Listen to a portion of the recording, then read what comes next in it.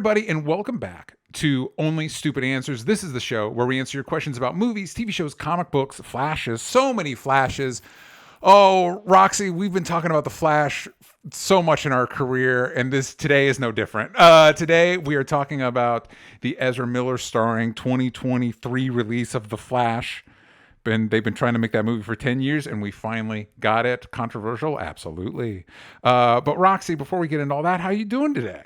I'm doing swell. I'm gearing myself up towards what inevitably is going to be a tough conversation of you and me not on the same page about something. Well, in my defense, I feel like in the nature of this movie, it was always going to be a tough conversation. There's a few hurdles that must be cleared. That is true. It is funny to watch everybody reviewing this. I just feel like if you don't preface it, then what the fuck? Yeah. And if you do preface it, you almost are like excusing yourself for the choice that you've made. Mm-hmm. Yeah, it's tricky. And we're going to get into that because I did want to talk to you about we're not there yet, but when we get there, what is the best way to tackle a movie like this? Like, because I don't have an answer. Like, I don't know if maybe there isn't an answer, but we'll get into it. But before we do that, of course, if you want to listen to this episode early, ad-free, you want to watch it live, you want to check out Patreon exclusive content like Spider-Versity or What We're Into, you can do that over at patreon.com/onlystupidanswers. Please give us them 5 stars iTunes reviews. They're very helpful in having people find our show. And if you listen to this on Spotify, we ask you a question every week. This week's question was, who is your favorite Transformers character? Yashu Wazalewski said, I can't remember the name of my favorite from back in the day, so I'm going to go with my second favorite in Ironside. Yashu, if you let me know what car it was, maybe I could let you know what Transformer it is. And Sailor Gaines 18 says, Rat Trap and RC. Now, Roxy, last week when we were talking about Transformers, you said you didn't really grow up with Transformers like I did, but do you have a favorite Transformer, like maybe from the Michael Bay movies, one that offended you the least? No, I mean, like, I feel like the only ones I really could name are Optimus Prime and Bumblebee. Yeah, if you're watching the Michael Bay movies, yes, that is under. Except if you watch Rise of the Beast, then maybe Mirage. Mirage would get up in there like, Mirage is pretty cool. Like, I can't even name other ones. Dinobot. No, Dinobot is a Maximal. Grimlock is in. I can't even name. Yeah, I can't. Well, I can name 2. And here's the part that bothers me. I did grow up with Transformers, and then thinking about the movies, I'm like, there was that one silver one that did something cool that one time, and I can't remember his name. I can't even remember what he did. I just remember there was a silver car that I thought was kind of cool in one of the Transformers movies. The end. Yeah, no, so I didn't really answer your question, but I did the best I could, DJ. So that has to count for something. And listen, that is all we expect from this show. It's only stupid answers, not only right answers. All right, all we're doing is the best we can do. Okay, cut us some slack. Speaking of slack, no, that transition doesn't work. Sure, yeah. Let's do news. Oh my goodness. Slacky news. Okay, well, fortunately, the news this week all kind of lines up with our conversation. So first up, Roxy, I don't know if you saw this. James Gunn was on a podcast with Michael Rosenbaum, Inside You with Michael Rosenbaum. And he said a lot of things, but the thing that's been picking up some heat is he said, the first DCU character for sure is Blue Beetle, and the first DCU movie is Superman, referring to Superman Legacy, the movie he's writing and directing. Do you have thoughts on this? A couple. Blue Beetle is not under his reign. Yes. That was made before him. And I don't even think it was his call to move it from streaming to the theaters. Yeah, I feel like that was a Zaslav. I think so. Yeah. So I am curious what that means then, like that this is the start of. It also, to me, implies, which I could be completely wrong about, but that Sasha Calle is not our Supergirl. That I didn't think about that, but that is the implication. Yeah, just that's kind of like my takeaway from that. Yeah. What was the distinction between Superman's our first what and Blue Beetle's our first what? So basically, Blue Beetle is the first DCU character, Character. which to me implies The that movie whether is, this yeah. movie counts in continuity, that expect to see this character moving forward with what we're doing. Mm-hmm. Whereas the first full, and what I think he, and we're having to interpret this here, what I think he means by movie, and you were touching on this, is that this is the first one under the Gunn Safran umbrella. Beetle's not part of that umbrella, but the character is. Yeah.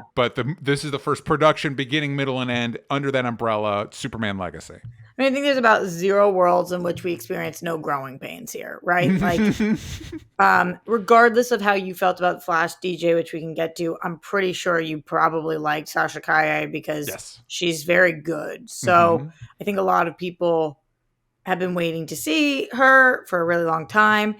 A lot of people have been waiting to see Kiersey Clemens for a really long time as Iris West. Yeah. A lot of people have been waiting to see a lot of people in this movie. Now, some of the people in the Flash movie, it was like the last hurrah, but some of the people, it was the first hurrah. So Yes. I feel like this was specifically kind of not a shot at them, not like trying to, but like don't expect them to be in the DCU. That's what it's saying to me. Yeah. And I wonder why Blue Beetle is different, right? Like I don't really understand when the character is still part of the old regime, why the character gets to move forward, but others don't. Yeah, and that's the thing. I wonder if the implication is that nobody else is, or that he wanted to make that distinction because it is we're being introduced to him just now, and I wonder if maybe that he came in early enough it was already probably, obviously DC's been working to rebrand itself for a minute. It was already part of that effort. And so it kind of got looped in because also what stood out to me in his initial Gods and Monsters announcement is a lot of those projects that he announced were projects that we already had heard at least rumors about. Themyscira prequel show, Booster Gold. And so maybe a lot of that stuff was already in development and got repurposed to be part of the new DCU, and Blue Beetle kind of straddles that line. Like it was we're already kind of rebranding, and so it kind of was able to get sucked in without ruffling too many. It's easy enough since it's new. It's probably not that super connected to everything else. You're part of it now. Well, it must be connected in no way. But that's the question. We still don't know, is Jason Momoa's Aquaman going to be moving over to this? They're still hemming and hawing about whether they're going to bring Ezra Miller back, which is insane to me. I still have questions about Gal Gadot because it's like we're not moving forward with Patty Jenkins. Is Gal Gadot not being a part of it? It's just her appearance in Shazam and maybe other things. It makes me question about whether what's going on there? What are we doing there? Why do we keep, if we're done with her, why do we keep paying her money to show up and things? Like you said, growing pains. We'll see. Yeah, I don't know how we get out of this unscathed, right? Like, yeah.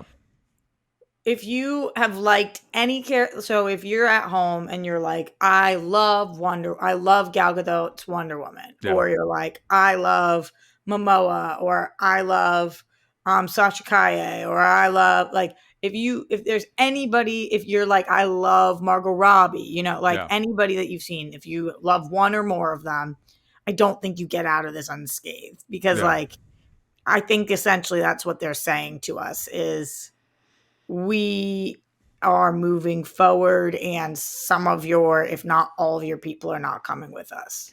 Yeah. I just think it's weird. I think that the Blue Beetle aspect of it is weird. Yeah, I will say. Good for him, though. He's a fucking lovely guy. Oh, you met him? Yes. Cool. And I think he's excellent in Cobra Kai. And he came to Collider a bunch, and he's struck up a friendship with Christian Harloff and is very like in his interviews and stuff, he talks a lot about his mom still has him take out the garbage. And he just seems like a genuine good mom. Good job, totally, mom. Totally. Like you can't leave the house until the garbage is out. Yeah. He does his chores every day, Good. He's just seems like a good kid with a good head on his shoulders. So it's not that I'm like, well, he should lose his job. I'm so not saying that. I'm confused. I'm rightfully so. I'm confused. I follow these stories every week, and I'm confused. Yeah, I feel like my instinct, and maybe this would be the wrong thing, is kind of like, to your point, it's like I think picking and choosing puts you in a bind. So I'd be like, scorched That's earth, fine. man. Anybody that was in the old DCU is not coming back. I'm not going to say yes you and no you. Nope, no. But we're starting from scratch. I kind of feel that way, DJ, and like that sounds very cutthroat, and I don't like it coming out of my mouth. However, I don't like if you say everyone's cut, then people can't really be upset that one person's been cut. Exactly, right? Because Like, then it doesn't seem like you're picking favorites, and then it gives you a very easy out with people like Ezra Miller. Nobody's coming back. Right, exactly. Like people who are like, "What the fuck, though? How are you going to cut Ezra?" Well, because we cut everybody. So it just like, and I feel like they're not doing that. Which because he's got his Peacemaker peeps. And listen, I love Peacemaker. I love John Cena's Peacemaker. I love Margot Robbie's Harley Quinn. But again, I think you and I are both touching on the same thing. If you start saying yes, Margot Robbie, no Henry Cavill, regardless the merits of that decision, it looks like you're playing favorites. Yeah, I mean, clearly to me, and like the only people that we've actually gotten announcements for, right, are The Rock is not coming, or at least not now. There was that announcement. Henry Cavill's out. And Ben Affleck's out. Ben Affleck is out. And Ben Affleck is done. Yeah. So we haven't heard about Ezra, Momoa, or Godot. Oh, and I guess we haven't gotten this announcement, but Ray Fish, Cyborg, is done. Yeah. Yes. It is unlikely that he will return. Yes. So, yeah, I don't know what they're holding on to, but that Aquaman one, like, I guess we still have a movie to get to. Like we still have. Even if he's out, they're not going to be like he's got a movie on the horizon. We're not going to be like he's out. Like, and same thing with Ezra, I suppose. Yeah. The Gal one, I don't know. That's tricky. That's tricky, especially I think truthfully, I would think Momoa's up there, but like Gal and Margot Robbie are two of the trickiest because they are two of the best, most well received. It's one of those, like, if the DCU did anything right, Wonder Woman and Harley Quinn, we did pretty okay with. Right, totally. I feel like, though, if I'm Gal and I'm maybe not Gal. No. Gal, I do think Margot started her own production company, and Margot does not need Harley Quinn. Seemingly is having no problem booking things. You know, like she's about to be in the biggest movie of the year. Yes, I just called Barbie the biggest movie of the year. I mean, listen, I don't doubt it. I don't know if that will be the case, but if it happened, I'd be like, yeah, it makes sense. So Barbie for all of the Academy Awards. Yes. So I don't think she's sitting there, but Gal seemingly is having a little bit of a trickier time. Mm-hmm. But also I don't know how much of that is about her like personal life, being a billionaire and maybe not needing to work. Yeah. So yeah, I don't know, TJ. I don't know. I think the Superman one feels very clear cut, right? Mm-hmm. We have a new guy playing Superman, and we're writing it, and it's new and it's different. And then we've got the Batman news that we'll talk about. Yep. This is all like new stuff on the horizon. The Blue Beetle one feels a little blurry. Yeah. And what's going on with our actors that we haven't cut yet feels blurry. Yeah. Mike Joyce says in the chat, I guess that means Ezra's not coming back. I do not know that that's what that means. It does not mean what you think that it means. I'm not sure that means what you think that it means. Leonard Kin says, I'm glad this is being discussed because I'm still confused by what he meant. Kayla Marie. Do you think he thought when he said it that he was being clear, or do you think he knew he was being cagey? Good question. I didn't actually listen to the audio. I think it was like I'm being as clear as I can be with, you know what I mean, between NDAs and shit like that. Like, but I would imagine he thought, because something I have liked about this is how seemingly comparatively direct James Gunn has been. Mm-hmm, me too. That's what I was talking about the other day. Yeah, I think regardless of how the movies turn out or whatever, I think James Gunn himself has been a net positive to this direction, and that like he's kind of been direct. He's been good about hyping it up. He's almost reminded me a lot of, you mentioned The Rock earlier, but him and like Ryan Reynolds, of like, you're good at this part. You're good at like creating buzz around this shit. So whether I like the way the movies turn out, I think from a business perspective, you being here has been the most positive vibe that the DCU has had for a while, which is wild because you're making very controversial decisions. Yeah, totally. Yeah, I agree. Kayla Marie says maybe Blue Beetle doesn't tie into anything existing and he liked the character and actor, so he wants to move on. I mean, we'll see. I'm excited for Blue Beetle. I feel like I'm one of the few. I like the back to basics nature of it. I like that actor. I like the character. It's like I'm on board. So we will see. But as Roxy alluded to earlier yesterday when we were preparing for the show, it was confirmed that Andy Muschietti is confirmed to be directing Batman: The Brave and the Bold. So for those not keeping track, The Batman, starring Robert Pattinson, still its own thing. Meanwhile, as part of the DCU, is Batman: The Brave and the Bold, having Bruce Wayne team up with his son Damian Wayne. And James Gunn put out this. He said, "We saw The Flash even before taking the reins at DC Studios and knew we were in the hands of not only a visionary director, but a massive DC fan.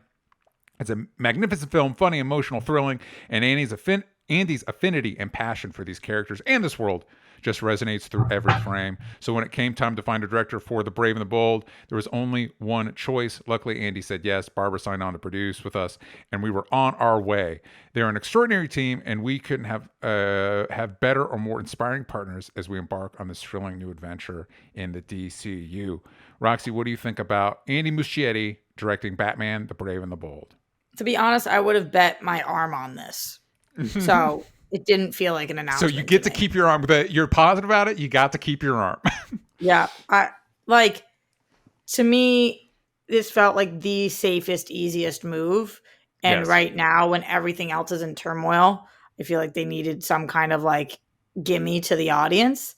I happen to love this because of obvious reasons that we will get into, but I loved The Flash. I loved The Flash. I also love It, and I love It Chapter 2. Yeah. And honestly, I feel like those movies give me a clearer idea of what he is going to be able to do with Batman than The Flash. Yeah. Which I know sounds very strange, but I think he's great. I'm a big fan of Andy Muschietti. I think that if you watch interviews with him, like when he was giving Sasha Calle the role, Yeah. you know, that Zoom video that went viral. Yeah. He seems so genuine, and like they said, he seems like a massive DC fan.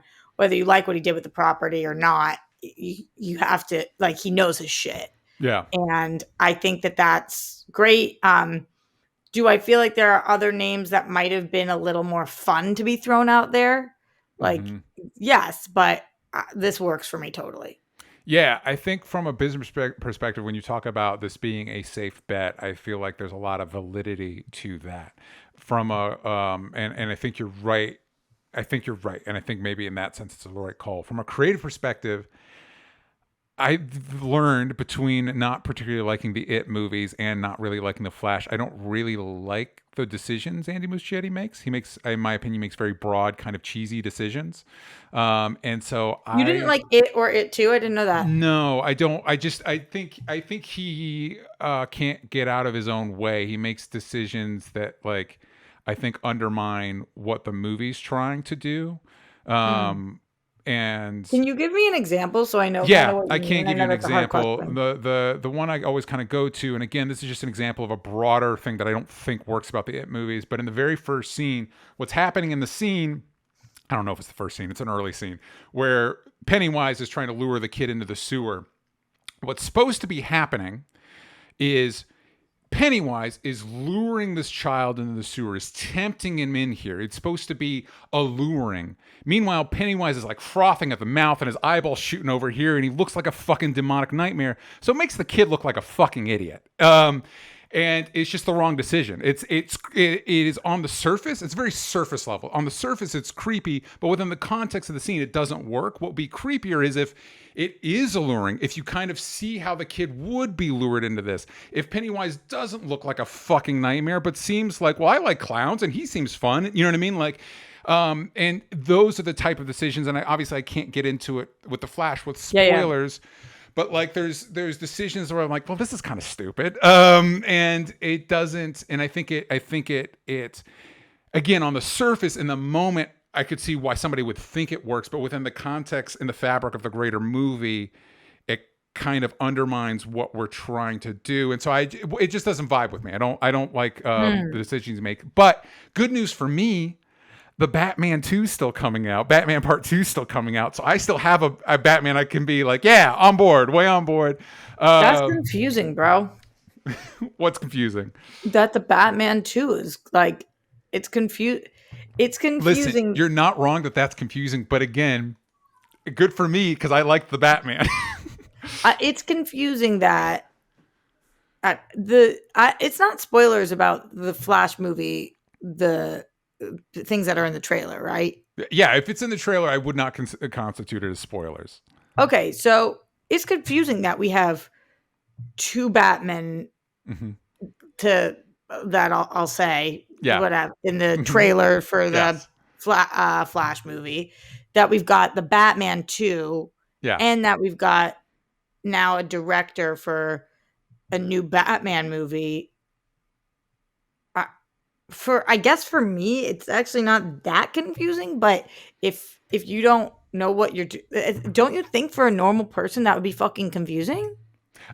That's a good question. I wonder if we've ingrained this enough in audiences that they're down with this. It makes sense in the sense that as a comic reader, there's always like 15 Batman books on the shelf. So I'm surprised it took them this long to be like, here's like a dozen Batman. That's true. But moviegoers are often not comic book readers. Yeah, 100%. And I think it will be tricky as I don't know, we're leaning hard in the multiverse stuff, so maybe audiences are familiar with it, but I do think for the general audience of like, fucking, which Batman is this one going to hang out with the Flash or not? What is the deal? And I will say, again, without spoilers, I don't know that the Flash movie clears that up at all. Like, wait, which fucking, what are we doing? What reality is Ezra Miller in at the end of the movie? I guess people love Spider-Verse, right? Yeah, but I think you are correct in that those lines are actually, there's not an Andrew Garfield Spider-Man and a Tom Holland Spider-Man running concurrently. We have Tom Holland, who got to hang out with the old ones, but they're still the old ones. And we've got Miles, who's animated. So I think your point still remains in that, like, we'll have to see how it runs concurrently. I mean, we also have the Joker, which technically has a different Bruce Wayne running around. And are they running concurrently, DJ? Is this our last The Batman? Do we get a 3? Because I know there was always a plan for 3. I hope we get a 3. And if we get a 3, then they've got to be running concurrently, right? We're not going to wait. We're not going to wait 7 years to see. Yeah, I feel like, well, because again, like you said, we're not waiting that long. Superman Legacy, I think, is 2025. So I feel like there's a good chance Brave and the Bold comes out like a year before or after the Batman Part 2. Huh. Okay, if Superman comes out 2025, it's not asinine to think that Batman won't come out until 2027. Well, let's see. Does it have a release date? Let's find out. And do we trust that release date? That is a better question. Do we trust that release date? And who's on strike? Yeah. Wait. Actually, I don't think it does. I think the only one that has a release date is at this point is Superman Legacy, and again, which is right now, as of right now, July 11th, 2025. So it's not crazy, right, DJ, to think that the Batman movie could come out in 2027? The Brave and the Bold? Yes. So, and when is the Batman 2? I'm looking into that right now. Right now, it says off a quick Google, so take this with a grain of salt. Initial release date is October 3rd, 2025. So the same year as Superman Legacy. So is it possible that they do a 2025 and 2026 the Batman 2 and 3, and then 2027 we start with our new Batman? It is possible. I hope, because again, I like the Batman movies, so I don't want it to be replaced by Andy Muschietti's Batman Brave and the Bold, particularly. But yes, it is a possibility. Maybe they are hoping that they wrap out the Batman before that. I think, and to add validity to your point, James Gunn, I think, I don't have the quote in front of me, said something about like, oh yeah, Superman and Lois isn't going anywhere in the next couple of years. But I do think it's interesting. There's rumors that the next season of Superman and Lois is the last season, and that's interesting that it's the year before Superman Legacy. And I also, part of me wonders, is it an accident that the Flash movie came out the year the Flash show ended? Mm-hmm. You know what I mean? So, but Yeah, also, what DC shows do we have right now? Superman and Lois. Yep, that's it. Doom Patrol, Titans, all done. Yep. Stargirl. Mm-hmm.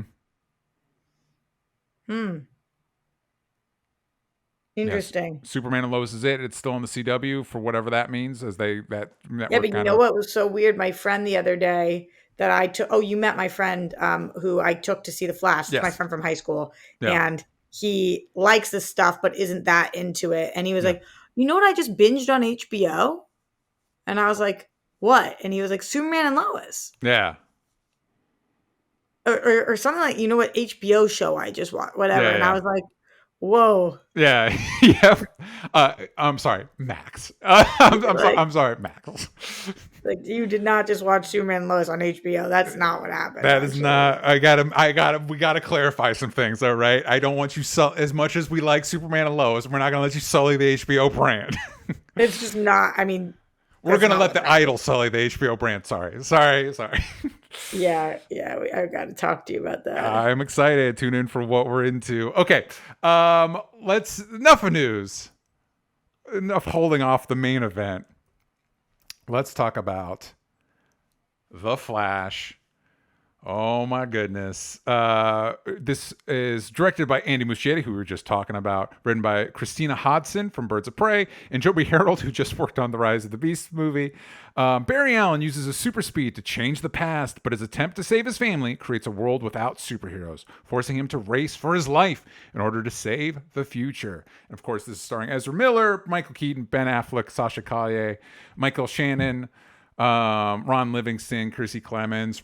As of this recording, it might have changed, but as when I was writing this doc that we're working off of, on Rotten Tomatoes, it has a 67% Rotten Tomato score and an audience score of 88%.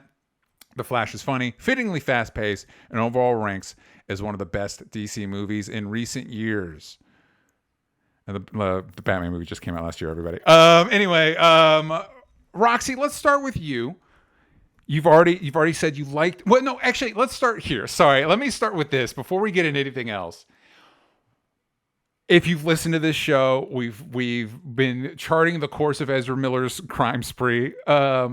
And as a reminder to myself, as much as anybody else, Ezra Miller uses they them pronouns. If I do happen to, because we record this live, if I do happen to confuse that, it's not because I don't care. It is because I'm an idiot. But just putting that up front.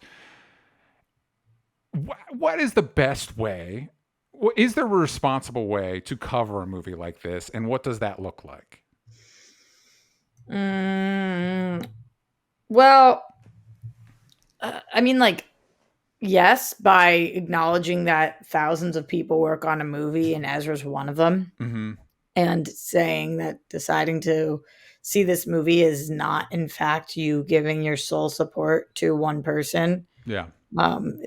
So I think that's like, we all have our own lines, right? Anybody who's like, I'm not seeing this movie because I don't support Ezra, I'm like, word.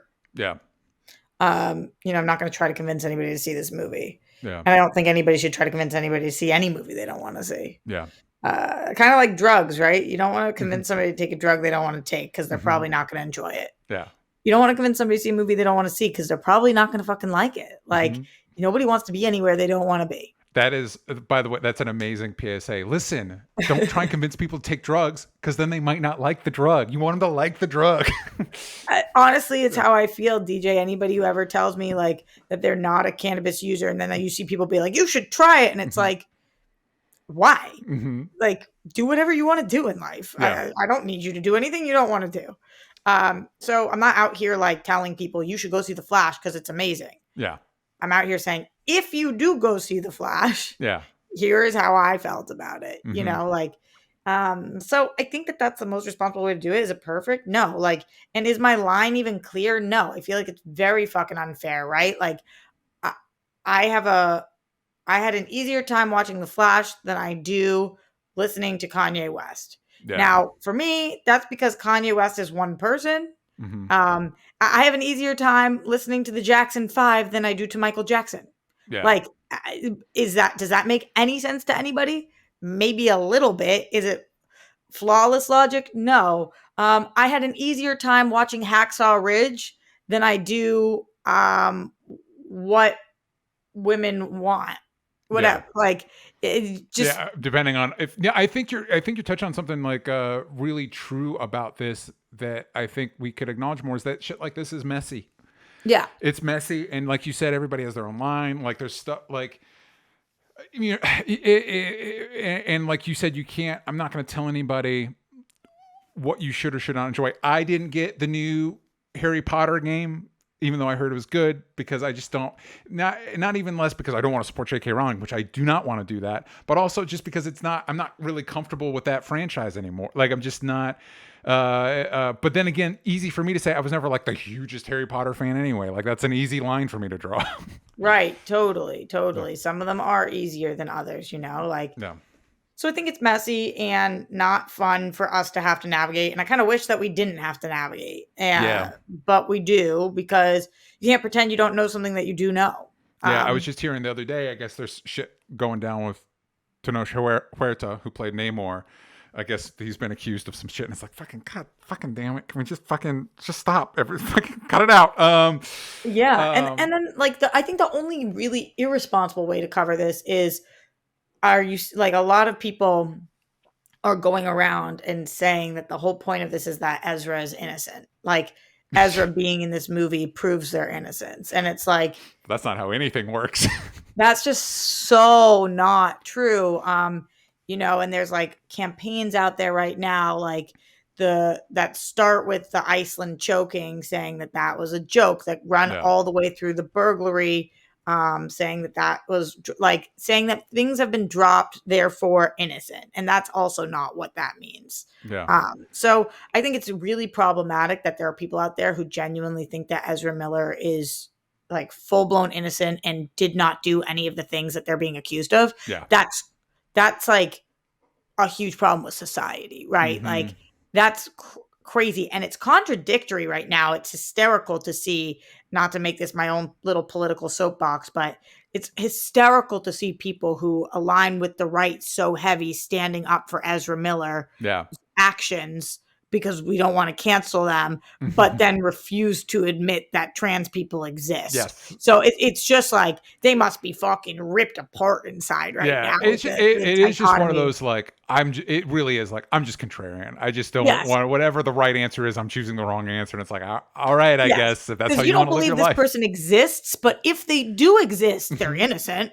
Like what is that? It's just the same brainworms that it's like. Listen, I didn't steal those files, but if I did, I'd be innocent anyway. It's like, well, fucking, what are we doing? What's going on? What are we doing? So, again, I'll get off my little political soapbox because it's not the point of this movie. But I think that it's irresponsible to not acknowledge that there is an Ezra Miller of it all. And then I think it's also irresponsible to let that cloud your review of a movie unless it is relevant to the movie. So, for example, and I won't give spoilers, but there was a few lines that Ezra Miller the Flash delivers in this movie, or the coming from the Flash in this movie, that were uncomfortable to watch. I don't know, DJ, if you notice, I would swing my head up and look at you. Like lines about drugs or like romantic. There was certain lines where I was Yeah. like, I'm distracted right now. Truly, like I can't pretend I'm not. I'm seeing Ezra Miller say this. I'm not seeing Barry Allen say this. I'm seeing Ezra Miller say this, and I'm fucking distracted. Yeah, that's interesting because I think weirdly I felt that more with certain lines in Ted Lasso. Like, is this Yeah, Jason I felt Sudeikis that in talking there about? too. But I think because I was so put off by the rest of the movie that that part didn't even phase me. I will say before we move on from this particular topic, I also push back. I've heard some people talking about it, saying like, listen, it's fine if you're bothered by the Ezra Miller stuff, but if that's you shouldn't review the movie then. And it's like, well, that's not how human beings work. That'd be like me saying, listen, if you are just really excited to see Michael Keaton in this movie, if that's going to cloud your review, you shouldn't review. It's like, no, nothing happens in a vacuum. You know what I mean? Like you're going to be like, you're going to be, there are people that are going to be more predisposed to like this movie because Michael Keaton's in it. He's great in it. That's fine. And there's going to be people that are more predisposed to not like this movie because of the issues around Ezra Miller. That's how human beings operate. I don't know what to tell you. Like you know what I mean? You can't, I don't think it's that. I guess I'm concerned that people will use the Ezra Miller stuff. Like people just don't like it because of Ezra Miller. It's like, well, no, there's other reasons to not like this movie. I think that's exactly what people are saying, DJ. It's okay to not like this movie, but it's not okay to go see this movie and not like it because Ezra's in it. That's not fair to the movie, I think is the... Yeah, but I don't know that that's fair. Because also, I think Ezra Miller's performance in the movie is not good.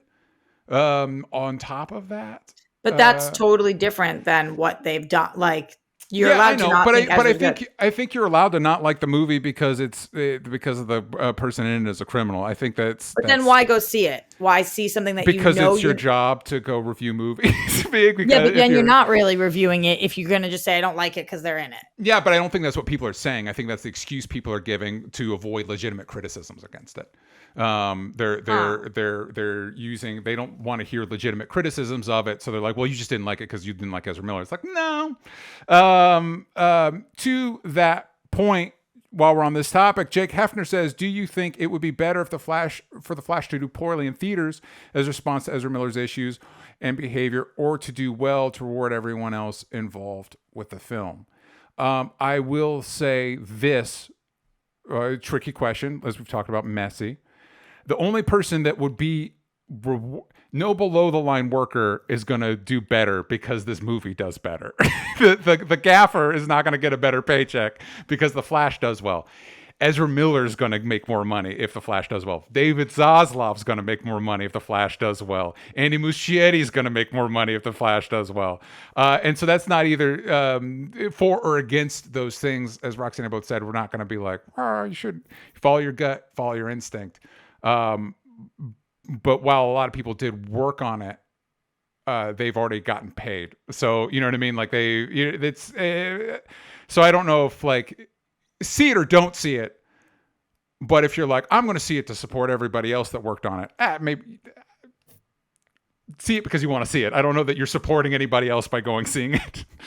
Yeah. I also don't know that this movie doing well or not doing well is going to make a difference about what the DC's plans are moving forward. Like, yeah, one would hope it not. used to be when we were talking about this early on, I remember saying like, well, if this movie makes $1 billion, they're obviously not going to scrap the Flash. Mm-hmm. I actually don't know that that's true at this point. I feel like they've made the decisions that they've made already, and it's not contingent on how much money this movie makes. Yeah. I agree. Yeah. And truthfully, this is not the world we live in, but I would hope that wouldn't matter anyway. Our lead but it does all the time. Is a criminal, right? So maybe. But listen, hey, person that tried to overthrow the government's running for president again. So cool, we're doing great over here, making great decisions. But okay, so enough of that. I just felt like it was important to get out of the way before we talked about the movie itself. So let's get into the movie itself. Spoiler free at first for the kids at home that haven't seen it yet. Roxy, you liked it. What did you like about it? Loved it. Sorry. You loved it. Yeah. I actually distinguish that because or differentiate like from love, because so many people were like, oh, come on, you can say this movie is good, but to say it's great is ridiculous. And it's like, that's my opinion. Mm-hmm. Like, I loved it. That's an opinion. Yeah. If you didn't love it, that's totally fine. That's also your opinion. But I Totally. don't think it's ridiculous to love or not love a movie. You're allowed to love what you want to love. Right. Not what I want to, what I did love, you know? Yeah, yeah. I actually was kind of bummed how much I liked this movie. I Mhm. felt like icky about liking this movie as much as I did, but the truth was that I did. So I did, Yeah. you know, I'm not going to lie and say I didn't like something that I liked or loved something that I loved. I thought that Andy Muschietti did an amazing job with the Speed Force, with characters, with time and place. And I thought his uh, the way that he showed certain scenarios, I thought was just like so perfect. I thought coming off of watching The Flash, which the TV show Mhm. budget was too low for what they were trying to do at times. It was so cool to see with more money how you can make something work. Mhm. And they did. I really, really liked the Batman of it all. Mhm. I thought that was just like the fucking shit. This is spoiler free still, DJ, right? Spoiler free. So the Batman of it all, I'll just kind of leave it at that because I Mhm. don't feel like you can really talk about it Put a without. pin in that. Well, Yeah, more Batman later. But I just thought Literally that and was figuratively. that was great. I really liked Supergirl. I wish that we got more Iris West. I've been waiting and waiting and waiting, and Iris West was, for all intents and purposes, she was not in the movie. I mean, Yeah, it would have been. That's kind of the issue with jumping right into a story like Flashpoint. It's like, we'll get to Flash's supporting cast later, and it's like, well, why? yeah. I mean, I just was like, so bummed about that. Yeah. There was a couple characters who were in the movie more than she was that I was like, huh, Yeah. you really like these other characters that we could be spending time with Iris. Mm-hmm. So yeah, did I think it was a perfect movie? No. I also, if you go back to 7 or 8 years, whenever Ezra Miller was cast, and then you go back to the episode of Justice League when I was doing DC Movie News, Mm-hmm. Ezra has always been, this was prior to Choke Slamgate in Iceland. I can confirm this. Having talked with Roxy about this repeatedly, I can confirm this. My least favorite performer of the Justice League. Yeah. As the Flash. I've actually really liked Ezra in other roles. Mm-hmm. I don't feel like Ezra's Barry Allen fully works. Mm-hmm. And so I felt like this was the strongest performance of Ezra's as Barry Allen. I think that's fair. Likely because they got 2 shots. So, you know, but like, and also they got an opportunity to make fun of themselves, which was the most endearing. I'm like, oh, Ezra's Barry feels the same way I do about Ezra's Barry. Interesting. Right. That being said, there were times in which Barry Allen was unbearably annoying. Mm-hmm. And I don't feel like the character Barry Allen ever has to be unbearably annoying. I just watched Grant for 9 years, never once annoy me. Yeah. So, even in the final season, he didn't annoy me. That's fair. That's fair. So, I think you're not wrong. Like, you're not wrong. Regardless of, and can I say that I'm watching this in a vacuum? Like DJ said, absolutely not. So, does it slip into my mind a little bit sometimes, and that does hinder their performance? Yes, but also prior to everything, I already had qualms with Ezra Miller's Barry Allen. Yeah, so and again, that's kind of my point, is that nobody watches anything in a vacuum, and to me that latches onto your point of like, you love what you love. You know what I mean? This spoke to things that you love and you enjoy. You liked the way they approach that. There may be only stupid answers, but there's no wrong answer. You know what I mean? Like, you love it. Like, that's fine. And nobody watches shit in a vacuum. I'll say for me, I know DJ talks right and people complain I never like anything. But truth be told, there's always this moment for the most part, and it happened with The Flash.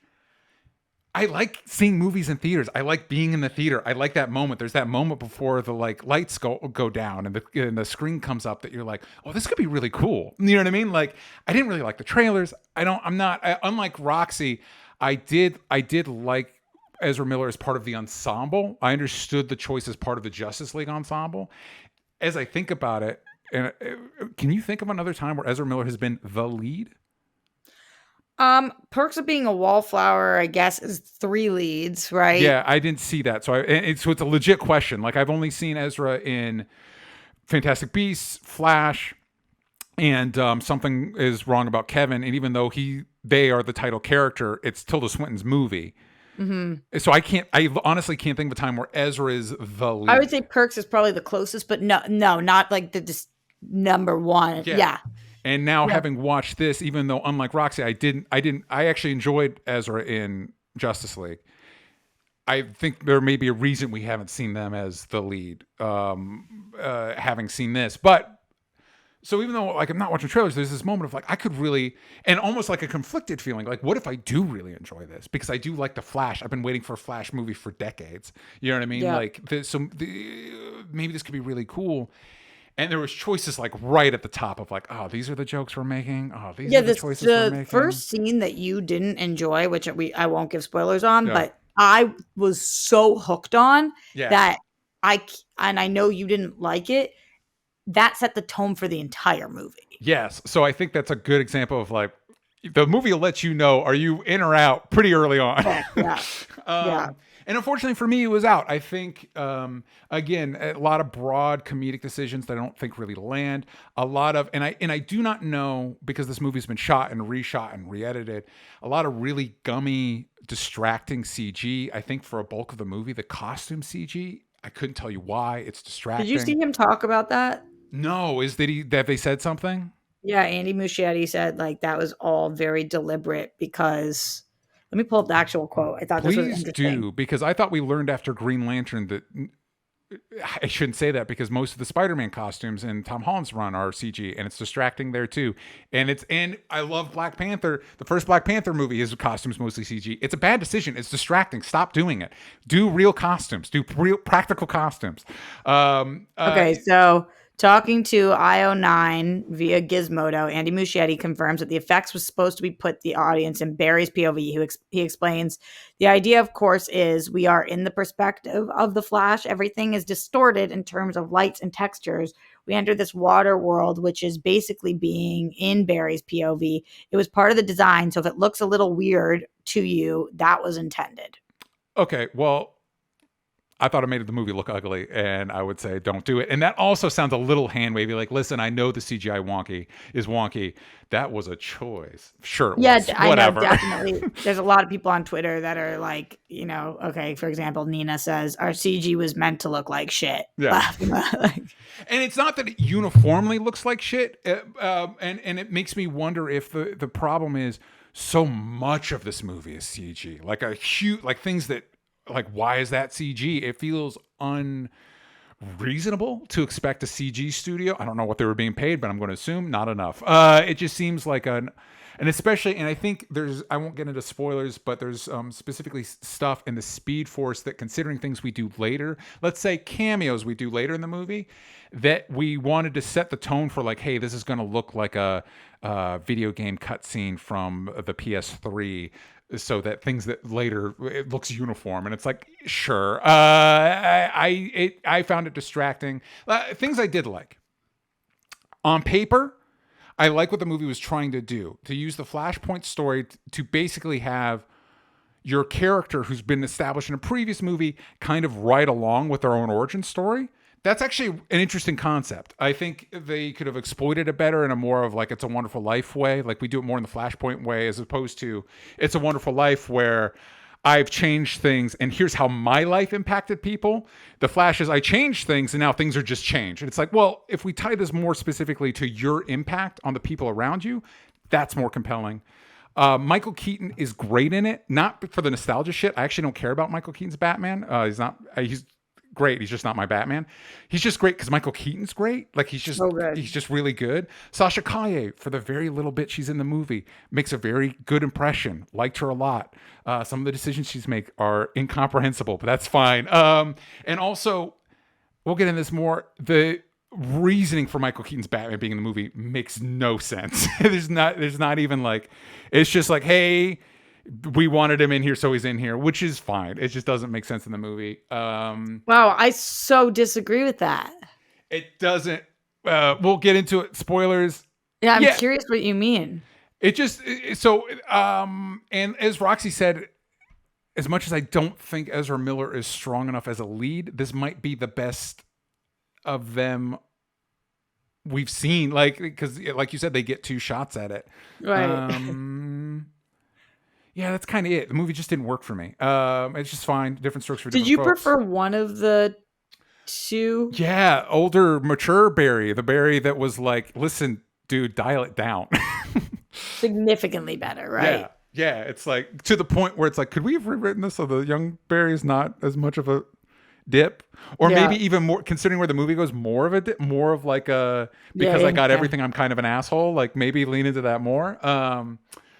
Let's get into... Wait, before we get into spoilers, we do have questions from the Discord. Solifus, how do you rate the movie in comparison to the CW series? Similarities and differences. Roxy, for you. The movie is significantly better than the show. Grant Gustin is significantly better than Ezra Miller as Barry Allen, is how I feel. I feel like that first season of The Flash. Try not to think of the most recent season, but that first season of The Flash. Also... where we ended up with the Flash costume in the CW show, I think, is significantly better than the costume in this movie. I also loved the Barry Bart TV show relationship. Yeah. I kind of wish neither really taps into what I think is compelling about the Flash, which is the character, despite his powers, is a more down-to-earth character. The rogues are working-class villains. It's not a billionaire fighting psychopaths. You know what I mean? And I feel like we've gotten, because of the era we're in, we've gotten so caught up with the time travel multiverse stuff, which is cool, but not as an interesting part of the character as studios seem to think it is. That I'm kind of hoping like maybe we dial it back a bit in the future. Leonard Kim, do the various cameos and side characters distract from the main story, or does the movie still do a good job focusing on Barry Allen / The Flash? I think DJ and I have different thoughts on this, probably. Maybe. We'll see. Only one way to find out. I loved every single cameo. Every cameo made sense to me. I loved every cameo. I think yes, and like I think yes to both. I think the cameos do improve the movie because they are better than Ezra Miller, but also they, despite the fact that we get 2 Ezra Millers, the movie doesn't seem to have anything interesting to say about the Flash. So it almost does feel like they're writing along in their own. And this is the part where this happens, and then this is the part where this happens, and just wait. We're getting to it. We'll get to Michael Keaton. Just hold on a second. It's like, fucking God, man. Like, I don't think Supergirl shows up till like the 3rd act. Yeah, but people are pissed about that, and I'm confused because this is not a Supergirl movie. Yeah, true. But I think for me, I would say that is a symptom of the fact that the rest of the stuff the movie's doing is not particularly interesting or innovative. And so it's like, you promised me cameos in the trailer. Where are those cameos? And it's like, you have to wait through all this boring stuff to get to it. Is my opinion. And now, gloves off. Spoilers. Full spoilies. Roxy, I don't even know where to start. Where's a good place to start? What's your biggest issue with this? Oh, man, that's also, where do I start? Again, I think this is too many cooks in the kitchen. I think the instinct of giving Barry an It's a Wonderful Life and he rides along his own origin is stronger than Flashpoint. And so I think we should have moved away. We should have either committed to Flashpoint and done Thomas Wayne Batman, because that's, so basically the explanation is for Michael Keaton being there is, you fucked up time. Now I'm here. And so it's like, wait, so is this world the Michael Keaton Batman world? Inconclusive. No, I thought they did such a great job with the spaghetti explaining, like, now this backstory is like this as opposed to like this. Like, That's it goes fine. both ways. But do you think it would have been more compelling of you went back and you changed things and here's how your life specifically, Barry, impacted other people? And so I now don't we learned disagree. why you matter as the Flash. I don't disagree with. I don't think that. I think that they perfectly explained the Michael Keaton Batman being there Yeah. and how that it doesn't necessarily have to have been that exact universe, but things work backwards and forwards. So now this is what that is. Yeah. To your point, yeah, I do think that one of the weaker areas of the movie, although it didn't really bother me because I'm filling in the blanks in my head, but would it have been stronger for them to show some things, at least with a couple of them, is why isn't there Wonder Woman? Why isn't there Superman? What, like, Yeah. the Superman one we touch on a little bit. Why isn't there Cyborg? How did you not being here make it so, or how did you doing that do those things? Yeah. Because it's hard for me to draw a correlation between your mom lives, therefore Cyborg never gets injured. Like, Yeah. And I I think that's part I of the need like a little more of how your life did impact these people, or whatever it is. Like you said, like, any aspect of his life, how one thing, the sliding doors effect, yeah. one thing changes everything. Could we have seen more of that? I definitely think you're right on that. It didn't bother me, but I do think we definitely could have. Yeah, and I think it's the same issue with Flashpoint, the story, and it's similar. I actually think they explained it better here than in the Flashpoint thing. Basically, they make it like your change was like an impact crater and it rippled both directions. I think this one's just a little bit more simpler and a little bit more elegant and a little bit more like, yeah, just we're moving on. I think, and that's great if you're trying to get Batman and Supergirl and Cyborg and Wonder Woman in this movie. I think to your point earlier about not enough Iris, I think if this movie had been more intimate and less focus, forget about Batman, forget about let's talk about his dad. Let's talk about Iris. Let's talk about his supporting cast, people that his life has impacted. How does that change him being changed impact their lives? But on the movie's terms, again, it got Michael Keaton there. Michael Keaton's great. This isn't.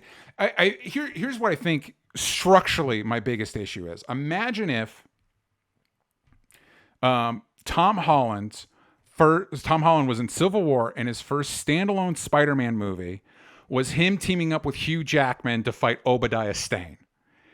And you're like, cool, I guess. Like, part of what makes No Way Home work is because it's Spider-Man teaming up with other Spider-Man, dealing with other Spider-Man villains. So even on a fan service level, we're talking about what Spider-Man means and what Spider-Man has meant.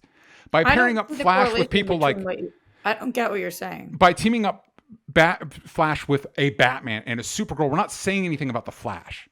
We're just like, hey, here's a reference. Hey, here's a reference. At the end, here's a bunch of other references. It doesn't mean anything. I think it's a good example of what...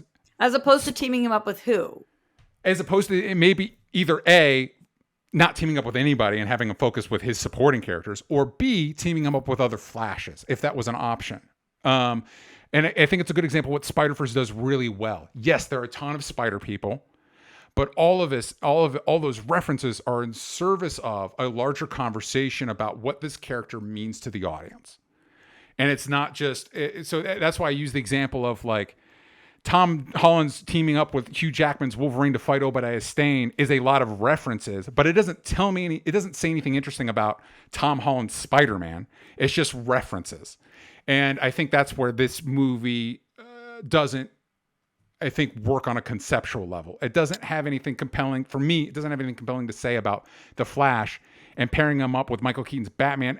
Like, do I care about seeing Michael Keaton's Batman fight one of Zod's minions?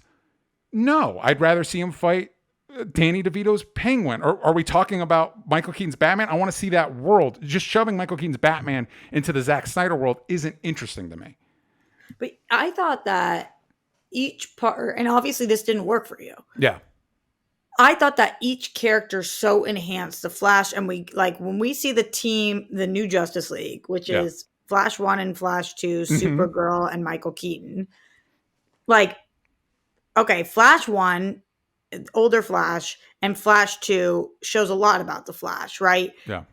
If this is what every person with a dead parent ever has known, if your parent doesn't die, you end up being a different person. Mm-hmm. That's the truth. Yeah. Better or worse. It goes one way or the other. That's why every single Disney princess, every single superhero, it's the easiest way to make somebody different because it affects your entire life, especially when you're that young. Mm-hmm. So I think that the two of them playing off of each other really showed that.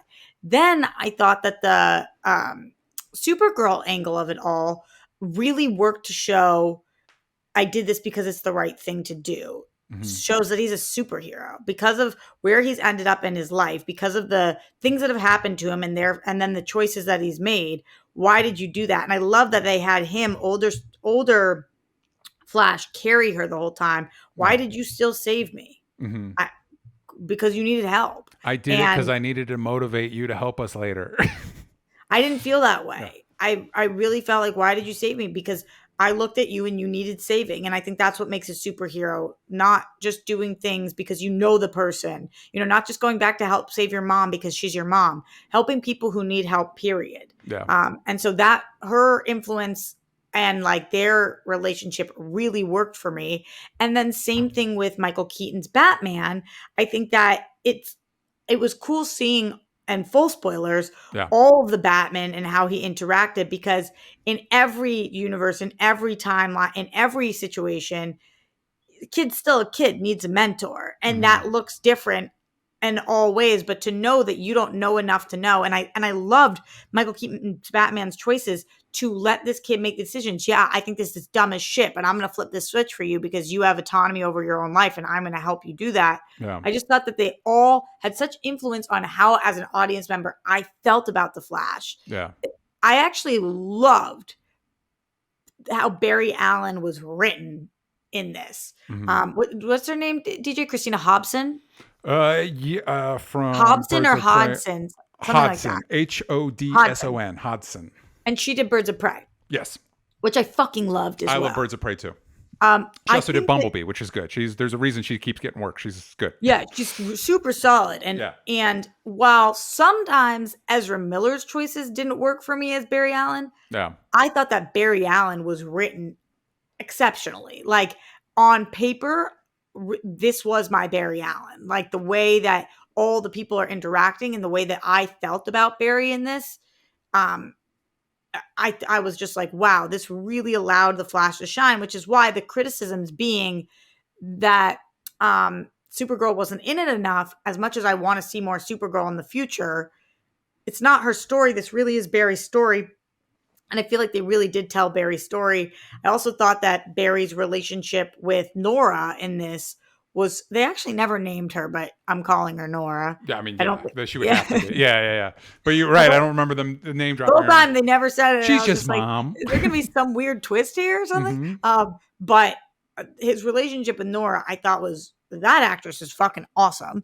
And she's from Y Tu Mama Tambien, I think. Okay. She is, I loved the softening of Barry around, like, just, I thought that was great too. So the dynamics all worked for me in a way that really elevated Barry. And I didn't need him to be fighting, I know this isn't what you're saying, but Grodd. Like, I didn't need the big bad of this to be Reverse Flash or Grodd or, I like that we did keep it in-house. And I like that. And I like the choice to make Barry, through different versions of Barry, the villain. Yeah, I think we could have done more with that and then tied it back to the mom dying. It's interesting. It's an interesting choice that the movie leaves that still a mystery about what happened to her. Also, by the way, it's so killed. Fucking sorry. I don't want to rain on everybody's parade. It's one of those things, and it's a problem I have with most of the movie where it's like, okay, yeah, this works, and then you think about it, you're like, wait, that doesn't make sense. The dad didn't look in the camera. I think it's implied the camera bugged out because Barry traveled back in time. He's able to save his dad without changing the timeline. I don't feel that way. Fine, but the dad, there wasn't a receipt. Nobody saw him in the store. It's just early 2000s. There's no digital record of the purchase he made. Nope. It's just, we're throwing him in the slammer. Which, maybe, our legal system fucking blows. But what did you think about all the CGI homunculi that they throw at us at the end of like, hey, here's the CG version of Christopher Reeve's corpse. Here's a CG version of George Reeves' corpse. Here's Nicolas Cage. So I thought this totally worked for me. Yeah. I would get why it wouldn't for somebody. It was silly as shit. Yeah. Like, I think that this was the campiest moment. When we see Nick Cage, it's just like, I thought that was hysterical. Like, genuinely giggling to myself. Like, this is funny. What I like that it stands for is like, in a different life, in a different world, the death of Superman lives, exists. There. Like, exists. And like, that's the whole point of comic book movies, right? Like, there's still, none of this negates the other thing. There's still Chris Reeve. There's still, it's all out. It still exists. It's all there. Yeah. Like you, struggle with big CG things. Yeah. And in this movie, that's no different. Like, my least favorite part of Shang-Chi is the third act. The because, dragon fight, yeah. Like, holy shit. Do we have to end everything with big CG monsters and stuff? This, I feel like, maybe because there was so much CG throughout, like you've referenced, it didn't feel as jarring. Because it wasn't like we went from a first act and second act with no CG. Yeah. To all of a sudden, like, it kind of like flowed a little more for me. Yeah. Which I guess is maybe his plan worked. The one thing, and we're running along, so maybe we'll end on this, but the one thing I did like about that sequence is, so for people that didn't see the movie, but for some reason are letting us spoil it for you, I guess in the Speed Force, they give a name to that little domey area, but whatever. He's able to see other worlds that are like film reels with whatever, and one of them is George Reeves' classic black and white Superman. And in a moment, he looks deeper, and we see a version of Jay Garrick's Flash in that reality. And I think what that piqued my interest of is, instead of just saying, hey, all these things are still out there, which would have been really cool like 10 years ago when they first started making this movie. That would have been revolutionary then. Now it's like, no. What I think I liked about that is the idea of like, there's parts of these worlds that you don't know about. There could have been a whole George Reeves reality Justice League that you don't know about. I'm like, that's a cool idea. And maybe also because it was an actual, I'm assuming it was, because obviously George Reeves isn't still around. Christopher Reeves isn't still around. You know what I mean? Like, that actor, there wasn't a Jay Garrick, the Flash in the George Reeves show. Would have been cool if there was. And so here's an original actor imagining what if. It's like, that's a cool what if. Like, I'm into that. I like that. Maybe there's an Alan Scott running around that universe. That's cool. If you guys do a George Reeves, I personally like to imagine George Reeves Superman hanging out with Adam West's Batman. And I like to imagine Christopher Reeves Superman hanging out with Michael Keaton's Batman. But we don't live in that reality, but maybe somewhere out there. But I did like that aspect of it. And I guess here's a better note to end on. Are we seeing Ezra Miller's Flash? And what reality does he end up in? Because the last reveal is the Batman now is, spoilers everybody, George Clooney's Batman. I don't know what to make of that, DJ. I think it's supposed to be jokes. It's just jokes, but it's like, yeah, but we actually have questions about what continuity we're in now. Right. I didn't know what to make of that, and I also didn't know what to make of the Aquaman scene. It was like, all right, so clearly those actors seem to like each other, and I like Jason Momoa, and so it's cool to see them pal around. Considering the implications of this movie, this is a weird choice. So I genuinely, trying to break this down, I loved seeing George Clooney because George Clooney is amazing. Yeah. However, I don't know. And it is a admittedly funny callback. It is. Yeah. However, what does it actually mean? Yeah. And the Aquaman thing, I couldn't tell what they were trying to tell us. That these two are friends. Why is he in a puddle? What's he upset about? What happened? I'm missing something. Yeah. I honestly think maybe it's just supposed to be a joke, which is again would be fine if we weren't in this intermediary phase where like I'm expecting you to tell me something about what's next. Like I think specifically Well, James we know Gunn there's told an us Aquaman movie coming. yeah, but this clearly doesn't tease that, I don't think. In this, did you think he was Aquaman? Yeah, because they say stuff about I was waiting that whole scene to be like, are you gonna explain that he fixed it so George Clooney's not Batman anymore? And they never get around to like But commenting on the not just movie. Arthur Curry. You think he's Aquaman? Yes. I think so. I think maybe it's supposed to imply that things are fixed and everything's back to normal, but I don't know that the scene does a good job of expounding on that idea. Huh. Yeah. Anyway, that's The Flash. Roxy, before we go, what should the kids be looking out for from you? You can find me everywhere at Roxy Stryer. I'll keep you posted there. Gosh dang it. If you want to hear her thoughts about these movies, she posts them a lot of times like the next day. So follow her on the socials. I do. Yeah. Follow her on the socials. You can find me at DJ Talks Trash. You can follow this show everywhere that matters at Only Stupid Answers. But on Twitter. Yank out the vowels from stupid. And we will see you all next time.